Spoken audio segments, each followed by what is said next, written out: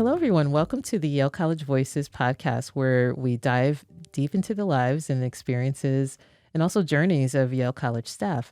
So for those of you who don't know me, I'm Darice Corey, and today I have the pleasure of welcoming Jacquie Munno, who is the programs manager for international and professional experience at the Yale Sustainable Food Program. So Jacquie, thank you so much for joining me today. I'm so excited to have you here. Thank you so much for having me. Yeah, absolutely. And, I'm just really excited to learn more about your journey and all of the meaningful work that you do here at Yale College. So Jacquie, before we get started, I want to read your bio, and I love how I asked you to share your bio with me, and I loved it. So I'm just going to share exactly what you shared with me. So Jacquie Munno, she, her pronouns, again, is a programs manager for international and professional experience for the Yale Sustainable Food Program. Jacquie has been firing the hearth, processing the harvest, and curating conversations under the Lazarus Pavilion at the Yale Farm since 2009. And for those of you who don't know, the Yale Farm is located at 345 Edward Street here in New Haven. And I've actually visited the farm a few times and loved it. So by engaging students in place-based embodied work, she aims to create spaces where everyone feels a sense of belonging and call to stewardship. Off the farm, Jacquie develops and manages a range of extramural programs, particularly international and pre-professional experiences for students across academic disciplines. She co-directs Camp Yale Harvest, facilitating trips for groups of incoming first years to camp and work on Connecticut farms as part of their Yale orientation. Before coming to Yale, Jacquie worked at Navdanya, a network of seed keepers and organic producers in New Delhi, India, where she was an assistant to Dr. Vandana Shiva. Jacquie received a master's in food culture from the University of Gastronomic Sciences in Parma, Italy, and a bachelor's in French Studies and International Affairs from the University of New Hampshire. Jacquie also served on many boards, including the National Young Farmers Coalition and the New Haven Food Policy Council. She is also a proud fellow of Pearson College. Jacquie lives on a community farm with her husband, 2 kiddos, a barn cat, and a bunch of hens. I want to hear about the hens. She is a home cook with Armenian roots who loves feeding people. So again, welcome to the podcast, Jacquie. Thank you so much. It was fun to hear that read back to me. It's so awesome. And so I'd love to hear more, if you don't mind sharing more, just maybe starting off with your early years, was farming kind of how you grew up, or what environment did you grow up in? Yeah, so I grew up in rural upstate New York in the Adirondacks. Oh, wow. My grandparents did have a space that we called the farm in the Catskills where we would, hang out in the summers, but it was mostly sort of hayed and there was a vegetable garden. Mm-hmm. But food was always really central to my life. My mom, as I mentioned, is Armenian, and my dad is from Australia. And the thing that really brought them together and sort of sanctioned their marriage was my dad was the lamb guy. Oh, really? So he was sort of, really enthusiastic about all of these lamb recipes. Oh, and interesting. it kind of made my grandparents feel at ease that he wasn't also Armenian. Yeah. Then growing up in a rural area, there wasn't a whole lot of sort of new or different foods around. And so I was sort of the funny kid that always had the Armenian things. Really? And people loved coming to our house to eat. So food was really central to who I was, cooking, and just, having huge family gatherings. Yeah. And then when I began to study at university, I was the first person in my family to graduate from college. Oh, wow. And I was a French major, and my family had no idea what that meant. Was I going to be a French teacher or a diplomat? They didn't really understand. They maybe still are confused about what that was. But for me, it opened up this whole world of food culture. Oh, really? Part of being a French major is studying all of the different revolutions of France. Yeah. And they mostly are agrarian in nature. There are all of these peasant uprisings that I was learning about. And it really connected the sort of beauty of French food culture to the underlying power dynamics that were happening in French society over time. Wow. And so as I began to really draw those connections, I actually graduated. I was done just as I started to connect the dots, which is what spurred me to first travel around, work on some farms across Europe, and finally land at a graduate school in Italy where I studied food culture. Oh my gosh, that's amazing. Yeah, I'm curious, like, if you could tell me a little more about, you mentioned, just having lots of folks over for dinner, and what was that like in terms of, just having that community and, people coming together, and it sounds like it was a lot of fun too. Yeah, it was a lot of fun. We the house that I grew up in was on a lake. Oh, wow. And so it was a really wonderful place to gather, especially in the warm weather when you could go swimming. And there was always so much food in our house. We had like 3 refrigerators, and nothing very extravagant, but my mom was just adamant that everyone ate, and so was my dad. Both of them cooked, and both of them still cook. So it was really fun to just make sure that people would love to come over just to have dinner at the Lewin house. So, oh, that's amazing. And it's kind of still that way. Really? Yeah, it's so funny you say that because my mom's 80 now, but she doesn't cook as much as she used to. But same idea. Like, she still has about 3 refrigerators, and it's like, Mom, slow down. Like, stop cooking for 20. And but yeah, it's so true. Like, people. Of course, food brings people together, right? But it's like people gravitate towards, just that feeling of family and I don't know, just the connection, right? So, what did you have favorites? Like, were there certain favorite dishes? Ooh, I think to this day,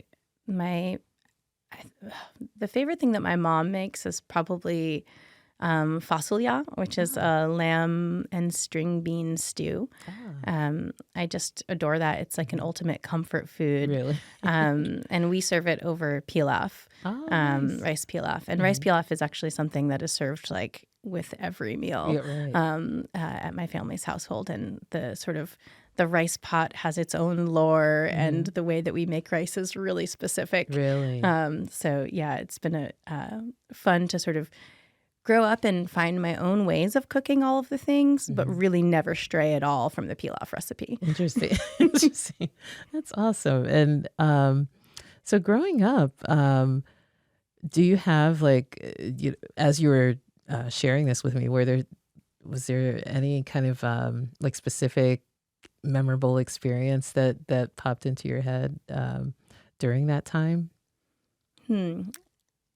I think one of the things that stands out about childhood, particularly around food, is there just always being parsley in our garden. Really? My parents worked retail, and so they were really, sort of glued to this clock and collectible store that they owned, and my dad still to this day repairs clocks. Oh, really? But there was always at least parsley, but usually also tomatoes and a few other things. So I just remember being a kid and our garden being pretty small, but like having specifically the things that we needed and that we knew would just taste better, from the garden as opposed to from the store. And that really stood out to me. And I think, I certainly carry it with me today. Oh, interesting. Do you garden a lot now, or? Well, you live on a farm, right? So yeah, Silly question, right? Marrying an organic vegetable farmer means that I actually garden a lot less than maybe I would have always imagined, because I have this amazing, barn that is full of vegetables all the time that I did not myself grow. Oh, really? Interesting. That's so cool, though. I'm fascinated by that because I'm not let's see, how would I put this? I would love to cook more if I had it just readily available, and instead of having to go out to the store and, pick items out. But yeah, I just find it fascinating just to have, first of all, just living on a farm and then having it there. And it's like, okay, now figuring out, what do I do with it? Like, how do I make it taste good? Let's see. Do you, while you were growing up, did you have, in addition to your parents, were there other like role models that sort of guided your early years and even, with cooking or, farming or anything like that? Yeah, certainly my maternal grandparents, Alice and Leon, they were a really big part of our lives, and a big part of the sort of cooking and eating culture of our family. Yeah. So Grandma Alice's foods and Grandpa Leon's foods were really central. And yeah, I definitely tried to emulate the spirit of care in the kitchen that she had, or that both of them had. My grandmother was allergic to a bunch of things, including red dye number 40. Oh, really? And so that felt like something that was like this through line. Like, we don't really eat at restaurants.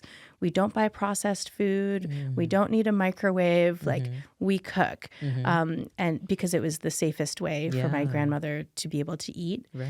And so I think that shaped a lot of sort of, the way that we ate in our household, because Grandma and Grandpa were mostly always around. Yeah, yeah.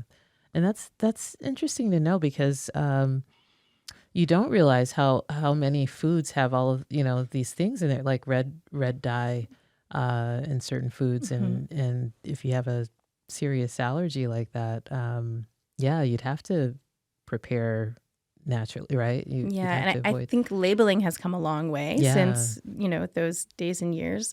But it's, still just something to be concerned about, especially when eating out. And I think that we're so much more attuned to the different dietary needs that exist today. But if you're someone who has specific dietary needs, then you really have to be thinking about it quite often. Right, right. And I hope you don't mind if I ask that, but like, do you also experience food allergies or? Luckily, no. Yeah. I eat everything. Really? Awesome. And so kind of leading into your college years, like what, and I'm sure, like you said, your parents had the same question, but what did make you pursue a degree in French studies? Well, I think I was mostly escaping math and science. Really? I thought that I wanted to be a meteorologist. Oh, interesting. I loved earth sciences in high school, and I enrolled in a program for meteorology and quickly found that the sort of calculus and physics was pretty rough. And I just wasn't enjoying it as much. And I got an A+ in my first college French class, and I just adored it. Really? I loved the language. I loved speaking it, reading it, watching the films. I just went straight for it. Really? So I wound up sort of doing a shift like most students do. Yeah. We all think we know what we want to do when we enter college. Right. But I just sort of let that interest guide me. And it brought me into the French major. And I wound up being able to study abroad a couple of times. Nice. I really wanted to use my education and the sort of privilege of being a student as a way to learn about the world and get out and see the world. Yeah, that's awesome. And how did, you brought up a great point, and it's come up in other episodes where students who had an opportunity to, or some of my guests who actually had opportunities to study abroad kind of changed their view of the world and view of global issues. And did that happen for you as well? Like you just said. Yeah. Living abroad, certainly as a younger student, and then throughout some of my 20s and for grad school, it was just formative for my entire worldview. Yeah. And it's pretty central to the spirit that I bring to the Old Acre or the Yale Farm, which is that I learned that there are many different ways of knowing in the world. And the way that I know the world is not necessarily the way that someone else knows the world. And being able to sort of live a little bit in that messy gray area and understand that I don't understand was just an important part of sort of being humble to what's out there, which I think makes life really exciting and really rich. If I knew everything already, then it might be a little bit boring. Yeah. That's awesome. And were there like certain experiences where you sort of tied, and you mentioned this earlier, or touched on this earlier, your interest in French studies, but also, pulling that into your experience at home with farming, and how did that all tie together in your college years? Yeah. Well, one of the things that happened, I went to University of New Hampshire, and I was leaving a party, and I heard a rooster crowing in a dumpster. And I pulled it out with my friend Ian, and we took it back to the off-campus house that we were living in that happened to have a really decrepit chicken coop. Oh my gosh. And the rooster was so mean. Oh no. It was the meanest. It would chase joggers down the road. Really?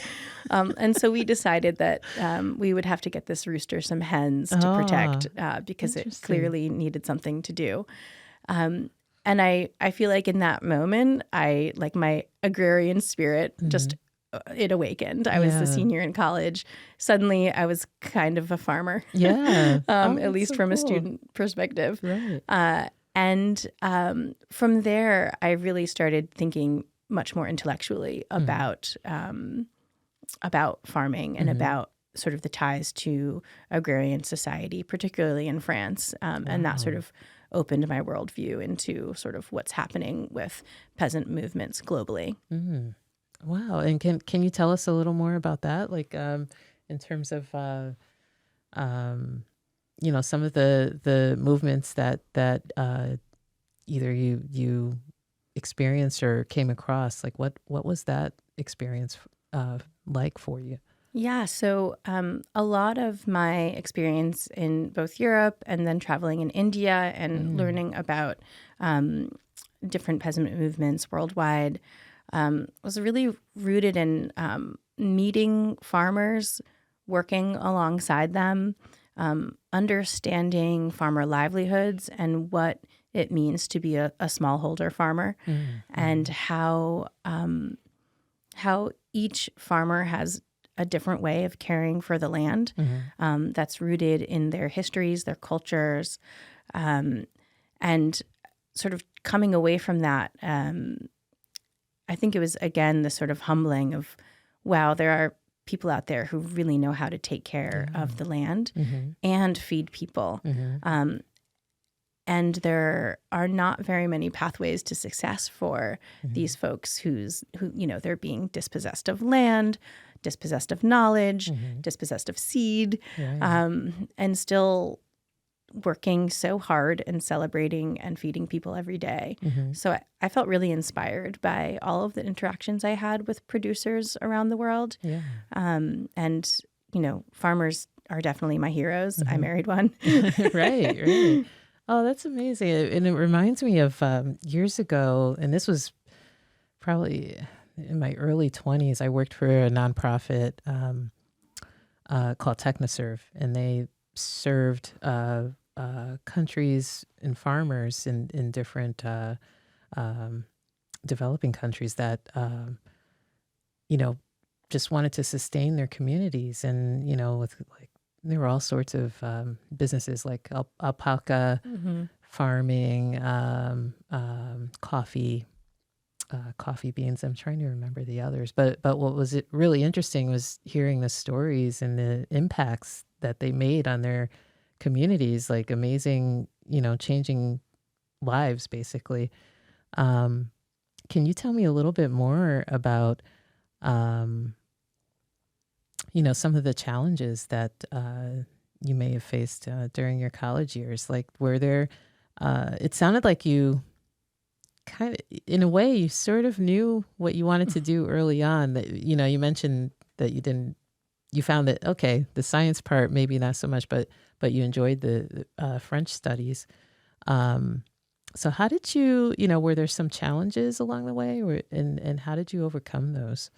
Yeah, I think the biggest challenge that I faced, it's one that I was forced to face, which is I had lived abroad for several years. I was in grad school in Italy, traveling all around, living on farms, working in different spaces, and I wound up landing in New Delhi, India, where I lived for about a year. And I was trying to sort of figure out my place. I was really passionate about working with farmers, but I also was beginning to realize that as a person from North America, I wasn't really sure what my role was in India. I was working for a really progressive grassroots organization with a woman who, Dr. Vandana Shiva, who has this teaching farm and runs a grandmother's university and is working, really closely on the ground with farmers. And aside from being, really great at sort of administration and, keeping up with emails and helping train other interns and things like that, I was like, what is my role here? Right. Do I belong in this space? Oh, interesting. And sort of, challenging some of my own assumptions about what my role could be in the international context. And a friend of mine unfortunately passed away in an accident. And that brought me home. And while I was here for the funeral, I applied to 2 jobs. Oh, wow. And one of them was the Sustainable Food Program. Oh, wow. At Yale. At Yale. Oh, my goodness. And so, and I somehow got the interview, and I had no prior connections to Yale, so I didn't really know what I was getting myself into at all. I didn't really think of Connecticut as a place that I would want to call home. I didn't think I'd stay in the United States, but I was in a little bit of this internal crisis, facing this challenge of what is my place. And I landed on, I need to be closer to my home community because I think that's where I belong and where I can make the most impact. And somehow I got the job. And so I packed up my life in India and started here in September of 2009. Wow. Oh, that's so interesting. And what was that like? Like, was it a huge transition just from, I don't know, like just daily life in India to coming to Yale? And like you said, you hadn't really done any work here at Yale prior to that. So was that a huge change? Yeah, it was quite a change. And it took a little while to get used to just sort of being in a place, first of all, where most people were speaking English all of the time. Yeah. But I quickly found that there were all of these Italian markets and I could just speak Italian with the owners. Nice. And that there were international students. Someone who I had actually met as a part of a youth climate coalition in New Delhi had started at the then forestry school. Oh, really? And we crossed each other on the street and I was like, oh my gosh, Karthikeya. All the way from across the world, right? So, I kind of quickly settled in. And although I had come from New Delhi, which was a big city, I had never really lived in a big city before. And New Haven felt big at the time. And so I felt like there was a lot to explore. There is so much great food, culture, things to do, things to see and experience in New Haven. Right.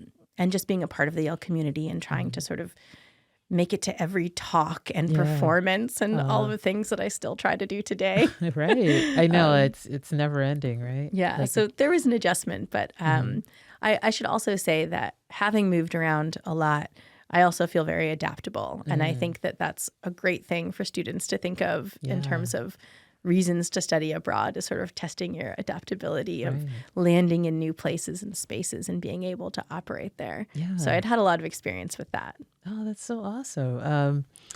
And I'm curious, when you joined the Sustainable Food Program, what you spoke earlier about like figuring out like what's my role or what's my place in all of this, and did you initially have an idea of what that would be, or was that still kind of in progress or in development when you joined the program? So this is a fun question because it's not something I've been asked before. Really? But the thing that comes immediately to mind is that I landed here, and my very first day, I was being trained to operate the Yale Farm's pizza oven with the new one of my team. Favorites, by the way. It's great. Yeah. I was being trained to operate that and sort of take it over from someone named Anastasia Curley, who had run it before me. And I got to meet my team of students who had already been hired. And we had sort of the very first day together, the students and me, even though I was, their director. And I just, I'm a host. I love cooking for people. And so that introduction to the Yale Farm's hearth and the Lazarus Pavilion where people gather, it just helped me like very naturally step into this role. And So awesome. I feel so comfortable there now. Obviously, it's been quite a long time.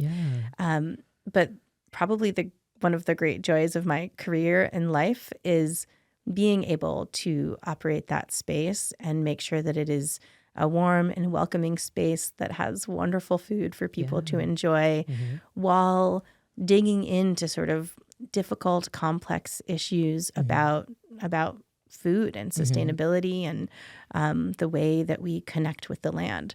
So luckily, it wasn't too difficult. It was really natural, and it's probably why I've been here for so long. Oh, that's so amazing. And it's, as you were sharing that, and thank you for sharing that, it made me think. I started at Yale in, oh boy, now I'm losing track of the years, but around the same time, like 2000, let's see, this is my 17th year, so 2007.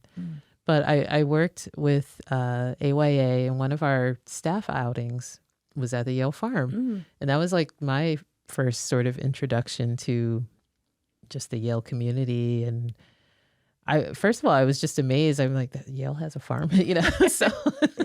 But that was one of the activities that we had was having pizza and, just to have staff together and, sit and chit chat and, it was like a beautiful day outside, and it was really nice. And I don't know if a ton of people know about, just having that as an option for staff gatherings. Well, it's not really an option. Oh, it's not an option. Oops, I misspoke. Sorry. That is okay. Well, so here I can lay the record straight. Okay. Yes, please. The pizza oven takes 4 hours to heat up. Really? And if I'm going to serve, 30 or 40 or even 100 people, then I usually need around 8 students for about 6 hours total to make the whole thing happen. Okay. So while I would love to run a catering operation at the Yale Farm, and I think it would be very lucrative, it might not be the best use of my time. Yeah. We, early on when the YSFP was first getting started, we really wanted to get as many people onto the acre as possible, and just figured out ways to make a lot of pizza, probably like more than we should have. And once I sort of arrived here and sort of got to understand the rhythm of what it really takes to pull off, especially a larger event, which is what most folks are looking for, feeding 30 or more people. Right. I realized pretty quickly that it was just not sustainable. No pun intended. And while we're not an event space on campus, it's really important to me that the space is open and available for folks to use. So we don't ever lock the gates. If folks want to have events or parties there, from within the Yale community, then that's totally fine. They just shoot me an email, but it's really? not, a formal event process. Got If it. you email me, I will say, if you want to have an event here, you have to steward the space. Okay. It might include things like, taking out the trash or turning on the water or finding a breaker for the electricity, things that are not just like walking into any classroom at Yale. Yeah. So it's a little more complicated, but it's important to me that the space is really available. Yeah. And we do have events every Friday afternoon. They're free and open to the public. Anyone can come. So from Maybe that's what I was thinking of. But go ahead. I'm sorry. Yeah, no worries. So from 2 to 4 p.m. on Fridays, we have what's called an open work day. So our Yale College farm managers will welcome whoever walks onto the farm and wants to get their hands in the soil and do some work. And then at 4:15, once the tools are put away, we have what's called a need to know, and KNEAD. So students who had been at the oven since noon that day will, be getting ready to serve pizza. And one of our fellows, a global food fellow or someone who did our Lazarus summer internship, or someone from the broader Yale community who's studying food and ag in some way, will give a 10-minute colloquium about whatever topic they are working on in the food system. So it's meant to be a sort of bite-sized presentation where folks can get introduced to a topic. And what we ask our speakers to do is actually talk about their approach to the topic. We're not looking for solutions. We're not looking for anyone to sort of solve a particular problem in the food system, but actually talk about the way that they addressed a complex, messy problem using the academic frameworks that they have from their classroom studies. And so students will present, and then we start serving pizza, and we have a live band play. Oh, wow. And that's every Friday. So we hope to see you all there. Yes, absolutely. So maybe, I'm trying to think back to what, the more I think about it, it was more like a volunteer, service day kind of thing. So we might have, I recall pulling weeds at some point, but we might, so I remember being on the farm. And then my favorite part is the pizza. So I know it's yeah, I'm a pizza person. I'm sorry, but no, that's amazing, and that's great to know. Like you said, on Fridays, I think that's a great way to get people away from their desks and hear more about the farm. So thank you for sharing that. During your time with the Sustainable Food Program, was there is there a particularly rewarding experience that comes to mind when you think of your work with the program? There are so many. I have to pick one. That's awesome. You could tell us, tell us a few even. Well, one of the things that I'm excited about right now is that right before the pandemic, a student of ours was really interested in tracing her own West African roots through the study of indigo. So this color blue that comes from a plant. And she asked if we could plant some indigo at the Yale Farm so she could try this aqueous extraction, which gets into some of the sciences and chemistry that I was trying to escape in my youth. So she really laid the foundation for the farm to begin exploring color and textiles in a way that we hadn't before. And then, of course, as the pandemic we dug into it, we were still allowed to gather at the farm because it was outdoors and we could follow all of the protocols quite readily. But we couldn't necessarily eat together because we were all masked. And so we got to begin exploring plant-based dyes. And we were in the perfect position to do so when the pandemic came up. And so it's been really fun, first starting with this student inquiry. And then as soon as professors got wind that we were planting indigo, suddenly there was an entire exploration Oh, really? of color in material culture with Professor Ned Cook. And so we've sort of written, visits to the Yale Farm into his courses. Oh, that's so cool. There's a Yale College seminar called Matters of Color, Color Matters, that traces color and sort of imperialism through history, using a lot of archives from the Beinecke, and then coming up to the Yale Farm to harvest indigo and sort of go through these chemical processes. That's amazing. It's been really fun to see what kinds of actual seeds can be planted at the farm and how they can weave their way into the academic fabric at Yale, and how it can really enrich these different courses, and get students thinking about the plants that surround them, the plants that are a part of their histories and cultures, the different ways of knowing those plants, and how they have shaped our world. I think that we're not always sort of attuned to the ways that those plants are, that we're connected to them. Yeah. Oh my gosh, that is really neat. And interesting. Like, so does that happen frequently where students, have an idea or something that they have a particular interest in, and they just come to you to ask for permission to use the farm for whatever that purpose may be? Yeah, there are, there are different things being woven into the crop plan all of the time. My colleague Jeremy is it's this huge spreadsheet, and it's constantly shifting. And we only have an acre, but it's really our goal to work with students and faculty members to sort of help their visions come to life. And so we've talked a lot sort of publicly about wheat and rye on the Yale Farm.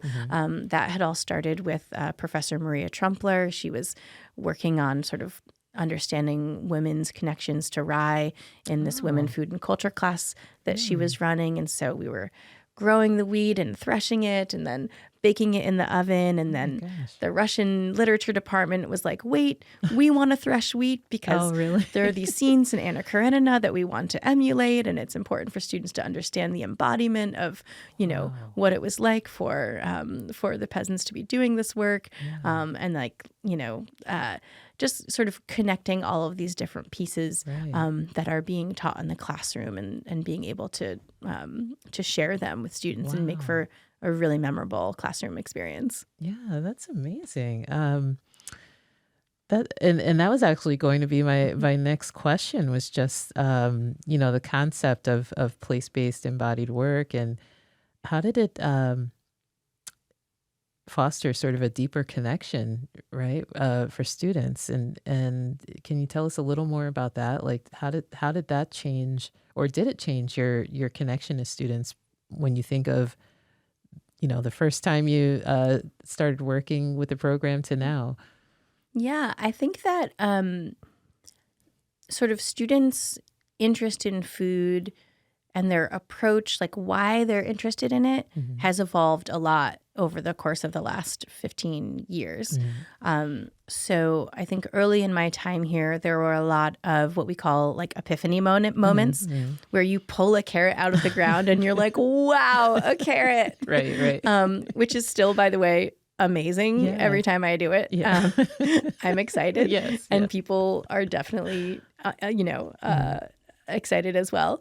But there are a lot of students who are arriving at Yale with a much more complex or deeper understanding of the systems that feed us already, and are sort of ready to be examining things a little more closely, really exploring the connections to whatever it is that they study.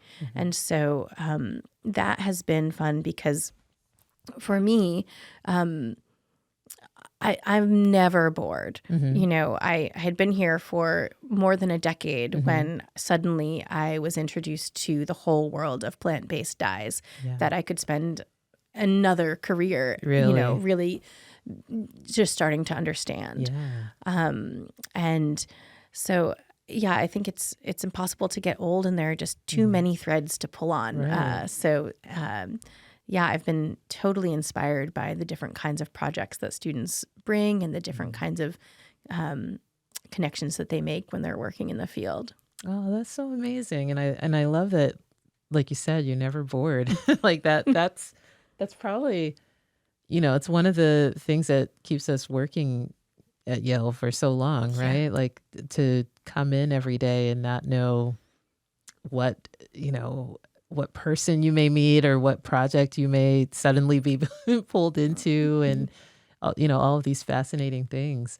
And I love what you shared earlier about the student with the Indigo Project, and I'm curious about if you could tell us more about how the programs work in terms of creating that sort of inclusive space for students, or anyone, like you said, to feel that you can, approach the program to work on a project like that. Can you tell us a little more about that?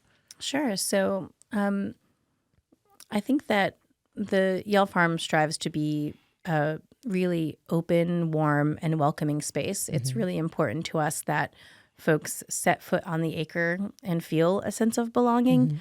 And the students that work on the acre are really committed to that vision as well. So when someone comes through the farm, they should be greeted, welcomed.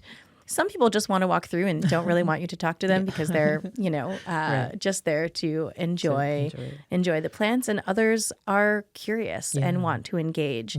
And so we're really ready with that spirit whenever someone comes to the farm.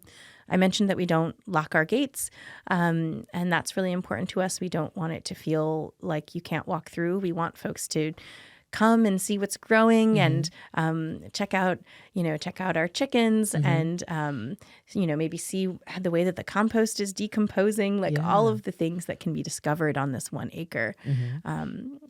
There's just so much to see. So we hope that folks are feeling really like they belong when they set foot there. And then we also are working really closely with some of the cultural centers at Yale. So I think maybe about 10 years ago, an Indigenous student came to us and wanted to plant the 3 sisters, beans, corn, and squash. And so we were gifted some seed from an Abenaki seed keeper. Oh, wow. And we've since been stewarding those seeds alongside our NACC liaison students. This has been going on for quite a few years, but it's a way in which students can connect with and see what agriculture looked like in pre-colonial times at the Yale Farm. So it's really easy to read agriculture as being this very linear thing, right? You see rows and rows, and you look at that landscape and you say, aha, that is cultivated land. That's land being cared for by someone. And there is a different way of knowing and seeing. When you are planting the 3 sisters, they are connected to one another. The corn grows quite tall and has sort of a nice stalk for the bean plant to grow up and spiral up. I never knew that. Okay. And then the squash is like this amazing ground cover. Those big, broad leaves keep moisture in the soil, and they also crowd out the weeds and make sure that they don't get a whole lot of sunlight.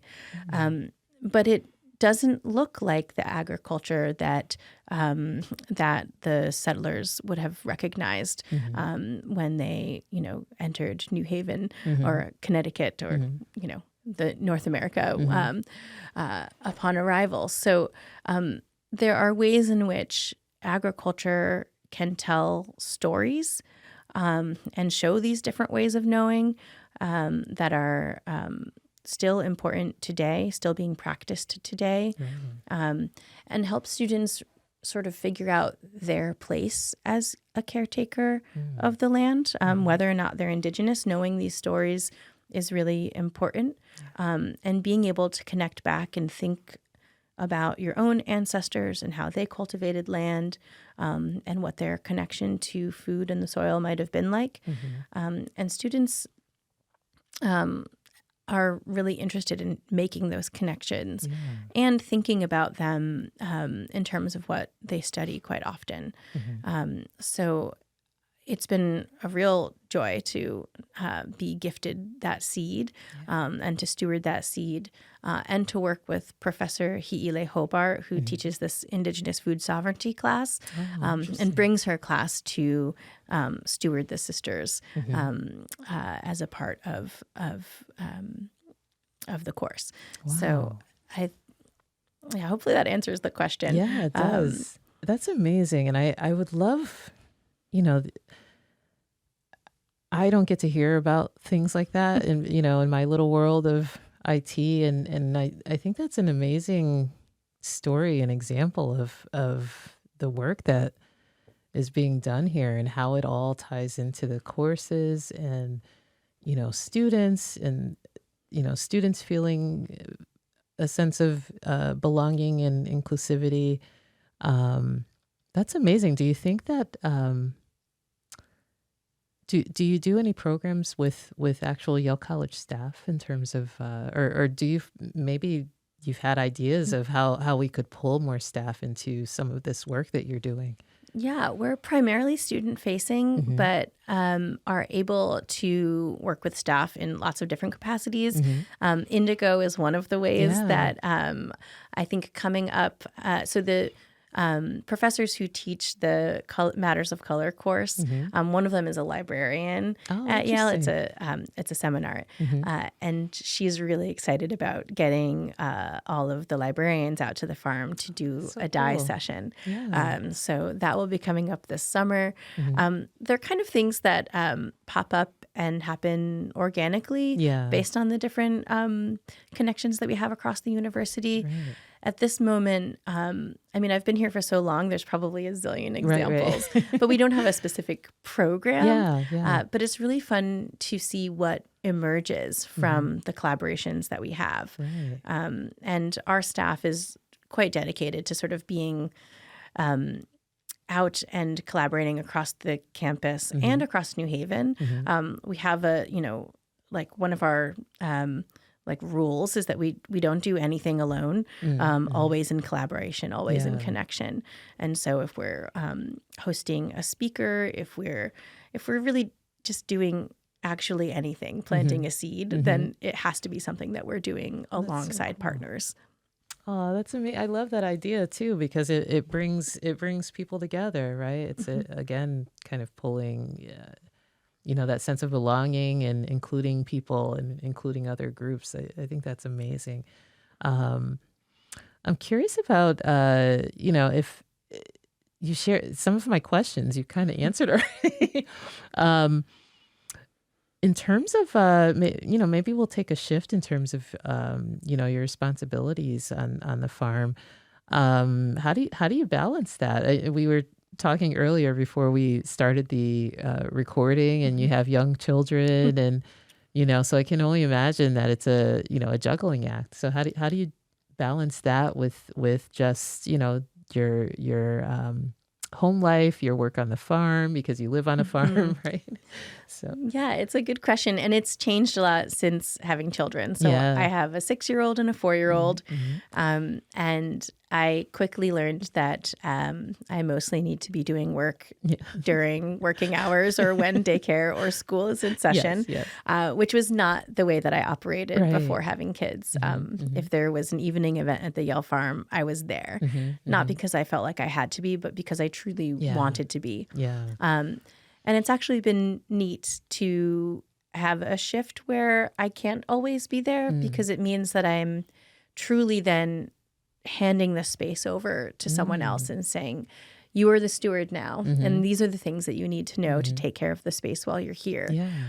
So it's been a practice of letting go that I think has been actually quite positive for the people experiencing it and for me.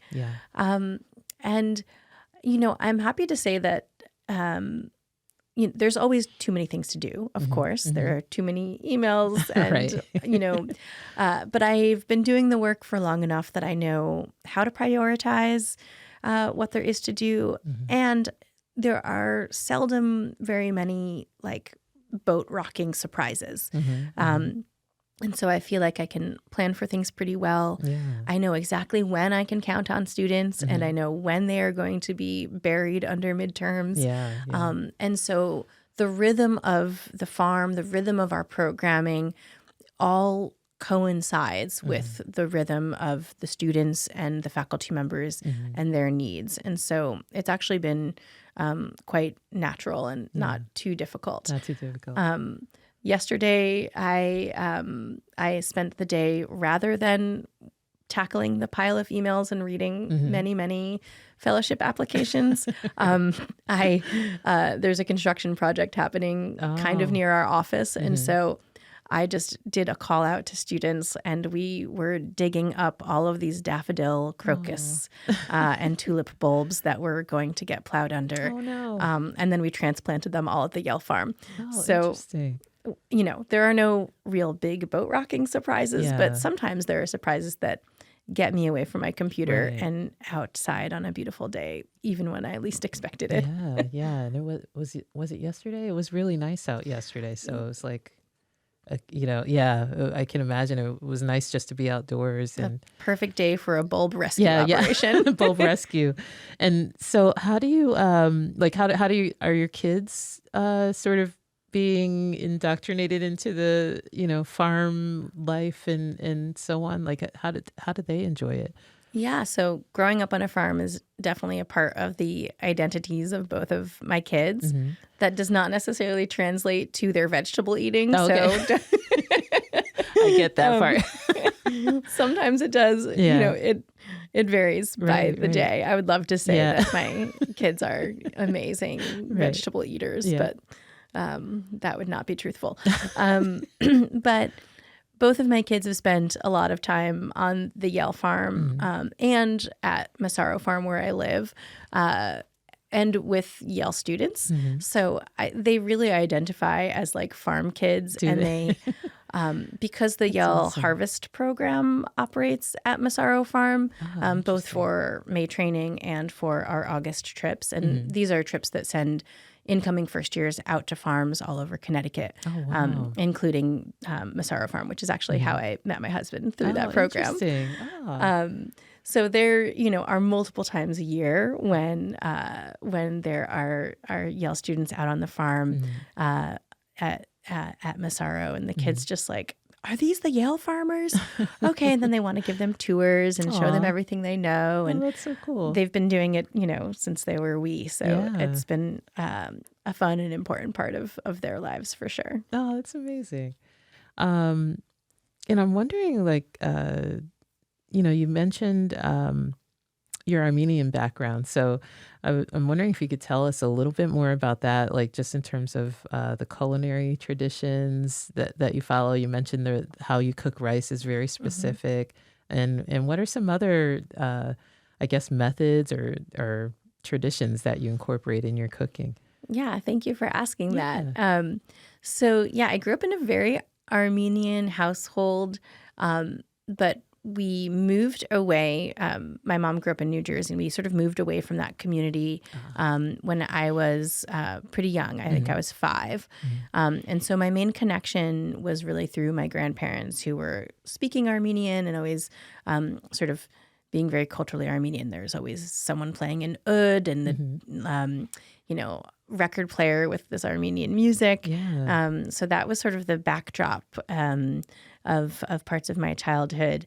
And of course, all of the rugs everywhere. There's always rugs, like Turkish and Armenian rugs. And in terms of the foods, to this day, any meal or gathering starts with meze. So my mom makes yalanchi, which is a rolled grape leaf. And she forages for all of the grape leaves around the neighborhood. And she even has some of her own vines in their small garden. And I, to this day, can't eat anyone else's grape leaves because they just taste like citric acid to me. That's the way they preserve the grape leaves. But my mom has this very specific method of blanching each individual leaf, laying it flat, freezing it, and then being able to, roll it rice and allspice and there's a pine nut fight, whether or not there should be pine nuts in the yalanchi. I say yes. My sister says no. Oh, really? My sister always wins. I'm Really? sore about it. Aw. Do you have a lot of siblings or? I have one sister. One sister. I got it. Yeah. Got it. Oh, interesting. And do you both sort of carry on that tradition? Like you said, you try to stick to the cooking methods and so on. Yeah, my sister is also a big cook and loves to cook all of the things that we grew up with. Though she lives very close to my parents still, so I think she's still leaning on my mom's cooking more than exploring for the her cooking, own. Yeah. Do you tend to cook like for the students on the farm too, or have they tried out some Armenian dishes?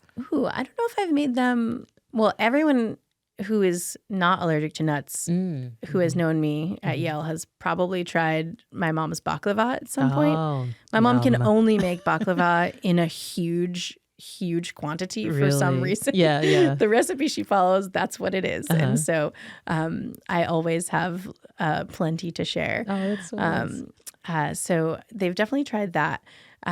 Most of what I'm making with students is pizza. And because of the very limited sort of kitchen ability that we have at the farm, I have kind of specific things that can be made and not made. And, Okay. Pilaf, we haven't done yet. But I do have a really great rice cooker. And rice and beans at the Yale Farm is it's just a staple. It's so much fun. Yeah. Oh, nice. And kind of, taking a step back, when you talked about, just the importance of community and connection in your work and in your personal life, can you tell us a little bit more about just why that's, just in speaking with you today, I can tell that it's like at your core. So if you could share a little bit more about that too.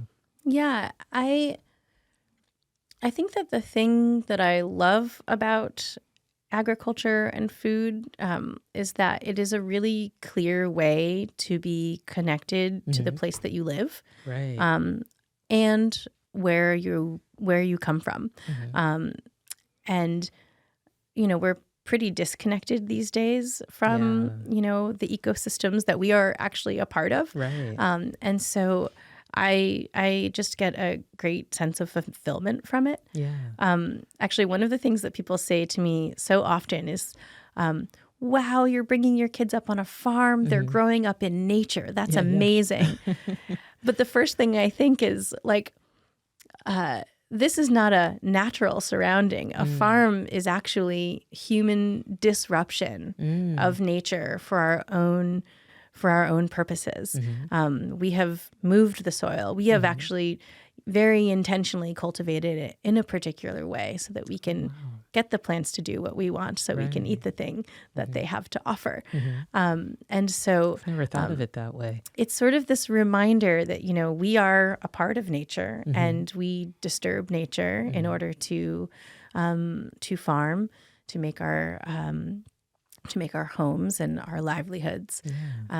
And that sort of constant connection to the place, reminding myself of my place on this planet and in my environments feels really important and feels really grounding. Yeah. Oh, that's amazing. How do you, just with all of that, how do you continue to stay motivated in that? And like I said, balancing, work with home life. Are there any particular challenges that you come across that sort of, you wish you had a magic wand to to change? Or, I mean, I think it's. I always just wish there was more time available. Right. And I also am really happy to slow down and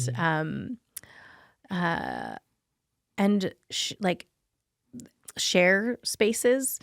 There's no way that even one small acre can be, cared for by just a few people. It's really important that there are a lot of different caretakers on any piece of land, and that those folks are maybe taking care of different aspects of a space. And so I feel really lucky to be able to share and absolutely necessarily share work with my colleagues, with my students, and with the people at my home farm who are amazing caretakers and farmers. So I really think it all sort of like wraps up into that connectedness, not only to the land, but also to the people who you depend on. Yeah. Oh, that's excellent. And I was curious, like, when you were speaking about, having certain days where, you may have a ton of applications to look through and all of these things. Like, how do you, going back to, and I lost my train of thought for a minute there, but I was thinking about the students who are applying for fellowships. Are these fellowships that are specifically through the Sustainable Program, or like, do you just get random folks who are interested in becoming part of, or working on the farm, or what does that entail? Yeah, so the Global Food Fellowship, which I founded in 2014, right around the time of our 10th anniversary. Wow. Was founded basically to help foster student inquiry about the food system outside of Yale's gates. We were finding that students who wanted to pursue careers in, medicine or international affairs or something, they kind of have these pathways that are well trodden and pretty clear about how to, eventually work at the State Department or become a physician. But if you wanted to work in food or food systems, it was just a little less clear. And there weren't necessarily specific pathways to be able to go and, be a part of an internship or an organization that was, doing the kinds of work that the student was interested in. So the Global Food Fellowship is for anyone at Yale. So we have funded undergraduates, graduate students from many of the different schools and PhD candidates from across disciplines as well. And while most of our programs are undergraduate facing, the Global Food Fellowship is a place where I'm so excited to sort of build community around food. Like, the different kinds of projects that students apply with are, it's just amazing. It's like anything that you can imagine related to food, students are interested in studying it.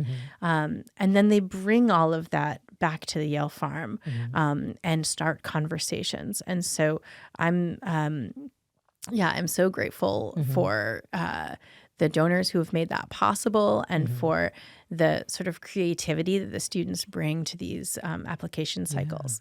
Oh, that's amazing. And do you tend to, do you also do like community work with community partners here in New Haven, like some like high schools or other nonprofits or things like that? Yeah, so we have, first of all, we used to be at the Worcester Square Farmers Market for many, many years, since 2003 when the market first started. And during the pandemic, we actually pivoted to work with mutual aid hunger relief. Oh, wow. So all of the food that's coming out of the Yale Farm fields are going directly to either mobile markets or free fridges across New Haven.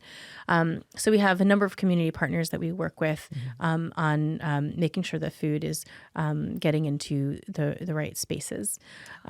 And we also run actually one of my favorite programs. I can't believe I haven't mentioned it yet. It's called Seed to Salad, and it is a cumulative curriculum for second graders. Oh, that's so cool. So we're working with Celentano School this year. We'll have 4 visits from second graders at Celentano School to come to the Yale Farm, and Yale students And actually, any community members, we also have volunteers from all across New Haven, will lead this curriculum for 35 little kiddos to come through the garden, learn about pollinators, the parts of the plant, decomposition, erosion, all of those different kinds of things.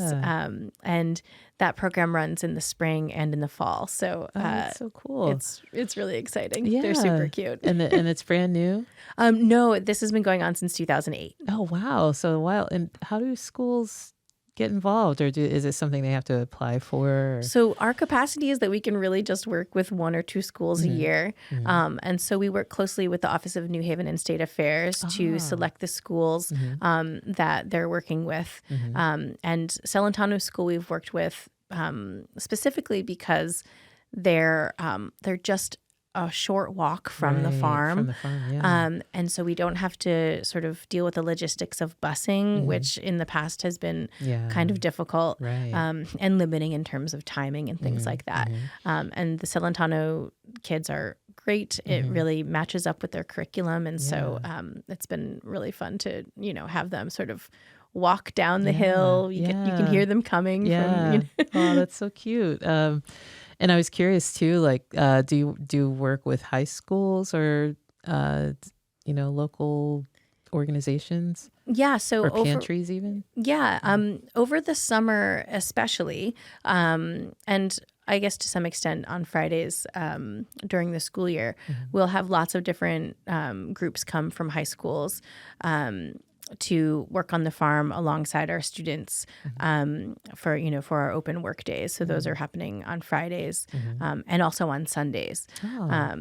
There's a Youth Works program. The kids at Squash Haven come. Oh, that's so cool. There are lots of different programs that are visiting. Solar Youth used to come. I don't think that exists anymore. Okay. There are bunches. And Common Grounds? So Common Ground high school students don't come to us, but our interns actually do go to Common Ground. Oh, interesting. And they're summer interns that are not high schoolers, but are it's an adult internship program. They come and actually share a lot of our programming during the summer. I'm dear friends with all of the farmers there. And really? Our programming has done a lot of sort of overlap, and we try to share as many opportunities as possible. So our summer reader, for example, sometimes we'll have discussions with the Common Ground interns. We go there to work for a day and learn about their program.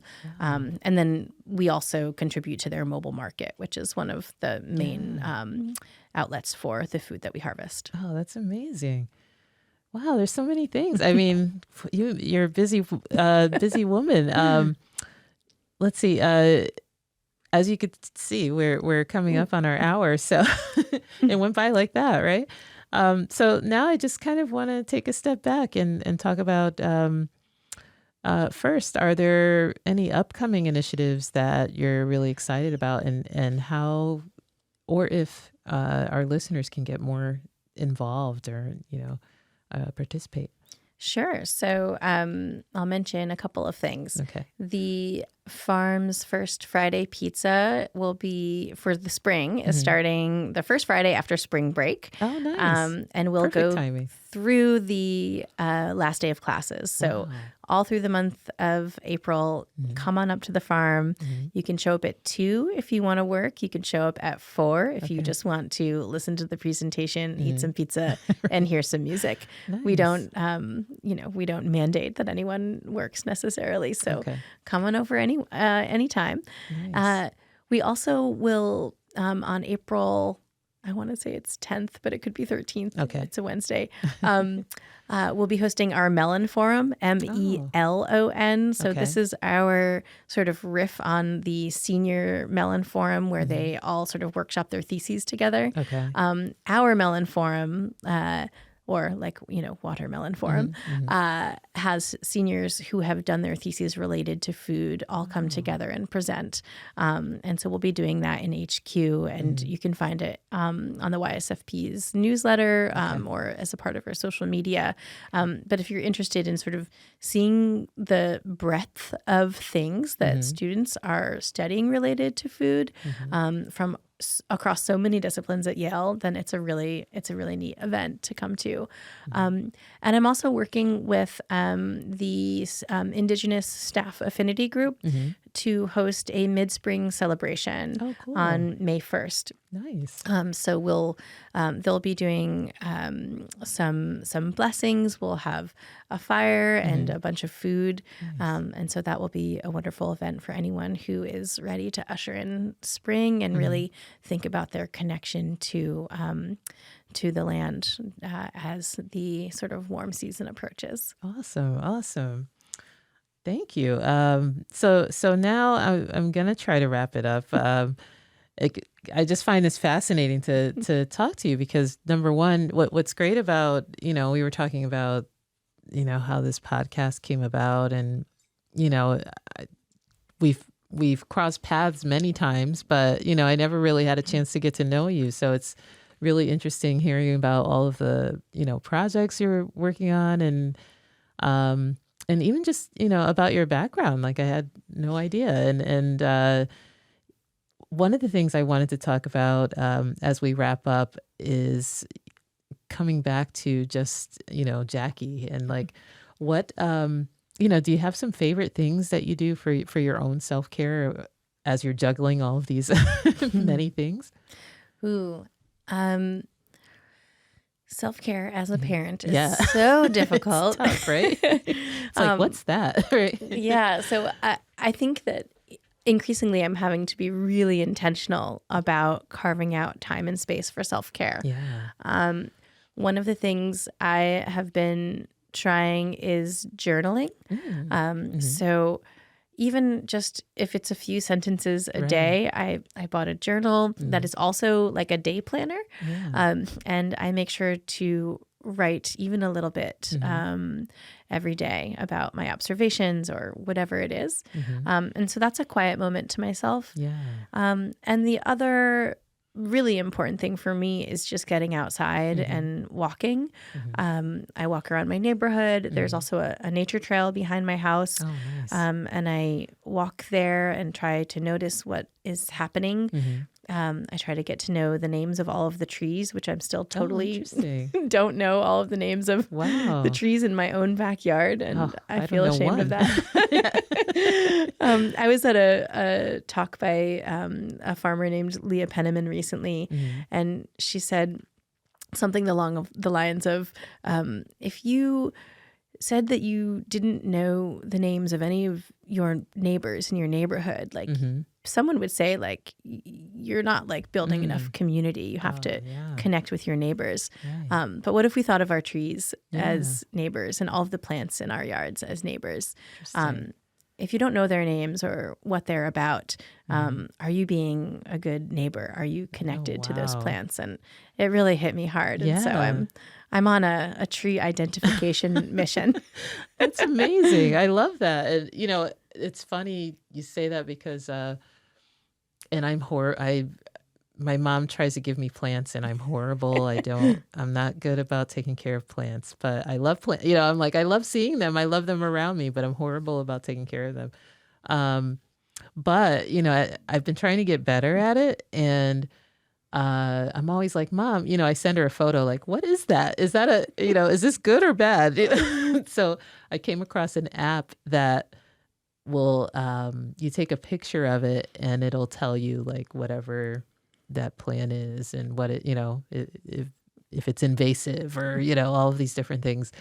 And, so I didn't download the app yet. I was like, I may do that because I'm always asking her, should I pull this or should I leave? It's true. Yeah. Like because I came across this one, long story, but I came across this one plant that was growing like crazy, but I found out that people use it for some sort of tea to for inflammation or something. But I was like, I don't know if I would pick it to do that. But it was interesting to, it's interesting to know, right? Going back, again, talking about Jacquie, right? When you think of your journey between, your childhood into your college years and, your study abroad and then finally here to working with the Sustainable Food Program, is there any advice that you'd give your younger self, like just in terms of that journey or, anything that you would say to your younger self? Yeah. Let's see. I think this is also advice that I give to students all the time. So I think that really just trusting yourself and your instincts, and allowing for just the emergence of things that are unexpected is really important. I'm a planner. I like to know what's happening. I'm very organized, and still leaving space for the universe to surprise me feels really important. And when I've stepped back and sort of allowed that to happen, I've always been humbled, surprised, and been able to sort of hang out in this space of wonder, which I think is really important to self-care, but also to really knowing and trusting the path that you're on. That's amazing, and it's true. Like you can do all the planning in the world, right? But there's always the unexpected, and then it's kind of like how you react or how you deal with it.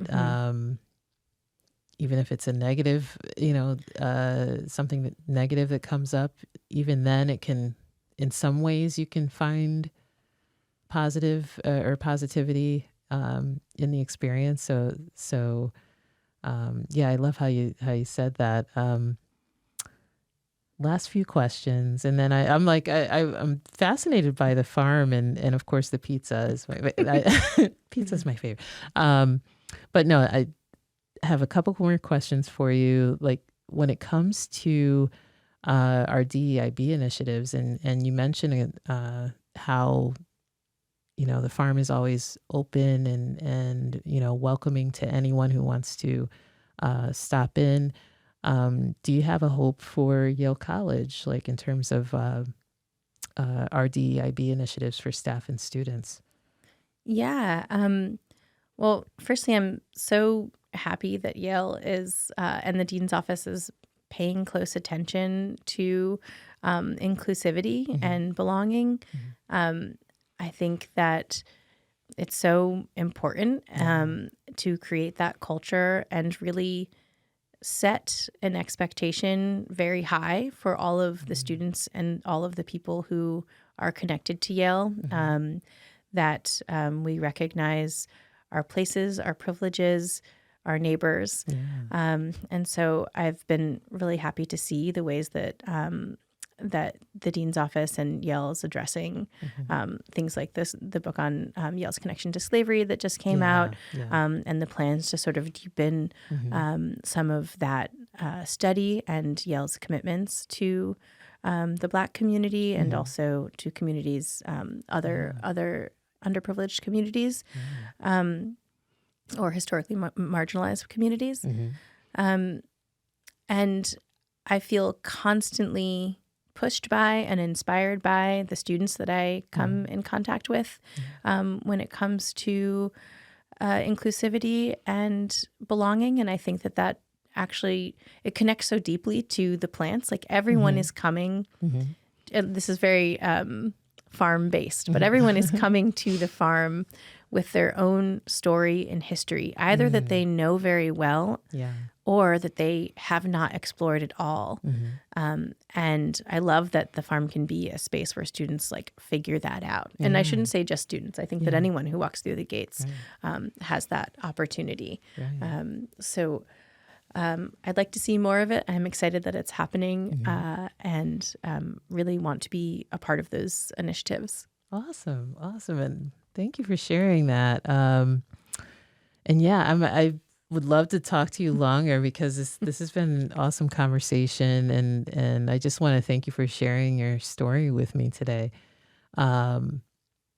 It's just been a pleasure, and one thing that stood out, or many things stood out for me, but coming back to that community part, like where we started off earlier when you spoke about your family and your Armenian background, and just that, food sort of brought everyone together. And I love what you mentioned earlier about knowing your neighbors. I think at least for me, running this podcast and talking to staff is really just given me a different perspective in terms of how I work with others and how I approach my work, my IT stuff, and it's important, right? Like you said, knowing your neighbors, knowing their names, and when I really sat back, I literally thought about it. I'm like, how many of my neighbors do I know, here at work or at home? And I think that's a great point to sort of leave off on, is just getting to know each other and having conversations and, having this, outlet or venue with the Yale Farm to be able to do that, I think is wonderful. So Jacquie, just thank you so much for sharing, your journey with me today. And Darice, thank you so much for the really deep and thoughtful questions that you asked. My pleasure. And just as, we'll wrap up our conversation today, again, I'm just, I was really moved by some of the things that you shared about your childhood and your background and your early experiences and so on. I think your story just, again, it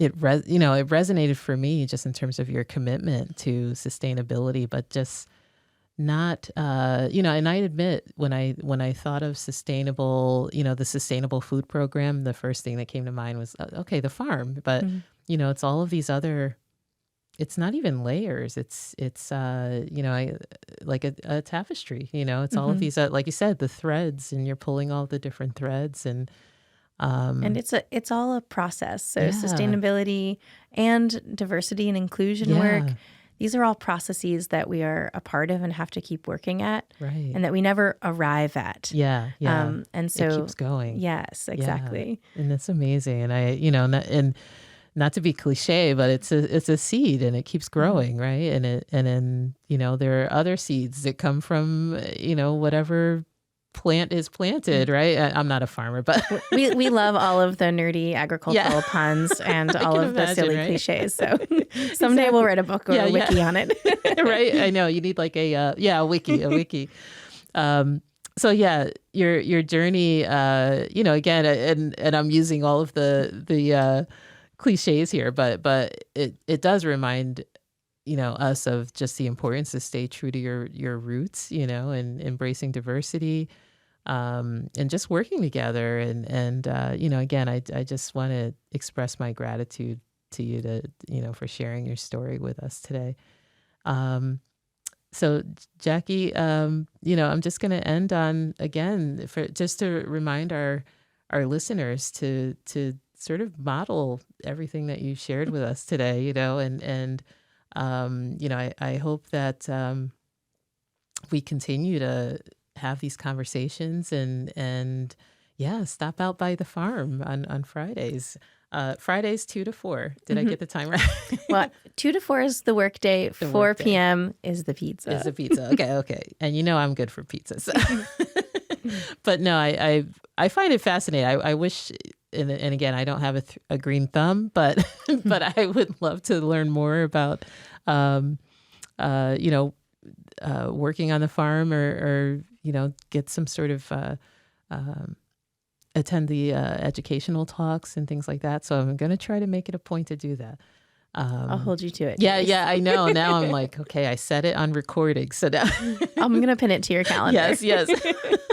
But really, I mean, I would love to bring my son out there and just to have him experience that. And just thank you so much again, Jackie. And until we meet again, have an awesome day. And again, thank you for joining us on the podcast today. So thanks. See you on the farm. All right. See you on the farm.